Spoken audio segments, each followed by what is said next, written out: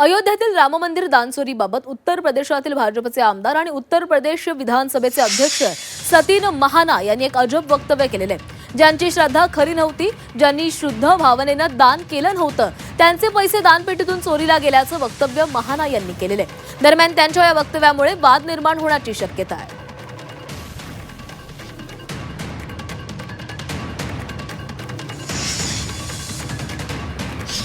उन्हीं का जिनका पैसा चोरी हुआ, मुझे लगता है कि शायद उन्होंने श्रद्धा पूर्वक भाव के साथ भगवान के मंदिर में अर्पित नहीं किया होगा, इसलिए उनका पैसा चोरी हो गया. हमारा पैसा चोरी नहीं हुआ, हमारा पैसा मंदिर में लगा है. और मी या विषयावरती बघा की मुळात भारतीय जनता पक्षाच्या नेतृत्वाखाली किंवा नियंत्रणाखाली राम मंदिराचं संपूर्ण कारभार चालतो. जर त्यांना असं वाटत असेल की ज्यांची श्रद्धा खोटी आहे, याचा अर्थ जे शेकडो करसेवकांनी तिथे बलिदान दिलं, त्या बलिदानाचा ते अपमान करतायत. ते खोटे लोक होते का? ज्यांनी रक्त सांडलं, ज्यांनी बलिदान दिलं,